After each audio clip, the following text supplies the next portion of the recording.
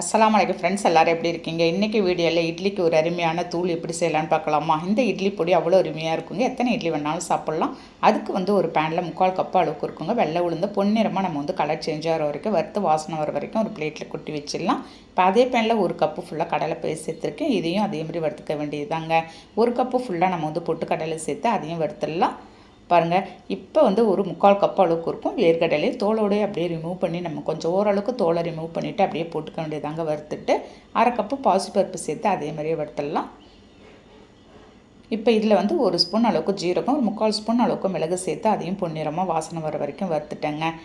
இப்போ அதிலேயே 12 காஞ்ச மிளகாய் வறுத்து அதையும் நம்ம ஆற வச்சிடலாம். இப்போ அதிலே ஒரு பூண்டு மீடியம் சைஸ் பூண்டு தோலோடு சேர்த்துருக்கேங்க. அதையும் வறுத்துக்க வேண்டியது தான். நான் சொல்கிற பொருள் எல்லாமே நான் சொல்கிற குவான்டிட்டியில் நீங்கள் சேர்த்து அரைச்சி பாருங்கள், டேஸ்ட்டு அருமையாக இருக்கும். ஃபைனலாக கருவேப்பிலை கொஞ்சமாக எடுத்து வறுத்து அதில் சேர்த்து ஆற வச்சு ஒரு மிக்ஸி ஜாரில் சேர்த்துக்கலாங்க. இப்போ 1/2 ஸ்பூன் தூள் பெருங்காயம் போட்டிருக்கேன். உங்கள்கிட்ட கட்டி பெருங்காயம் இருந்தாலும் நீங்கள் சேர்த்துக்கலாம். 1/2 ஸ்பூன் தூள் உப்பு சேர்த்து நல்ல ஒரு நைஸான கன்சிஸ்டன்சிக்கு அரைச்சி எடுத்துகிட்டு வந்துடலாங்க. பாருங்கள், இந்த மாதிரி நம்ம அரைச்சிக்கணும் நைஸாக. அப்போ தான் நம்ம எண்ணெயில் போட்டு சாப்பிடும்போது அந்த இட்லிக்கு அவ்வளோ சூப்பராக டேஸ்ட்டில் இருக்கும். ஒரு பிளேட்டில் கொட்டி ஆற வச்சுட்டு எந்த ஒரு கட்டிகள் இல்லாத எல்லாத்தையும் மிக்ஸ் பண்ணி விட்டுட்டு ஒரு ஏர்டைட் பாட்டிலில் போட்டு நீங்கள் ஸ்டோர் பண்ணி வச்சுருங்களேன். 1 மந்த்து கூட அவ்வளோ சூப்பராக இருக்குங்க. இதுக்கு ஒரு சாஃப்டான இட்லி தான் இன்றைக்கி ரெடி பண்ணியிருக்கேன். ரெண்டுக்கும் காம்பினேஷன் அருமையாக இருந்துச்சு.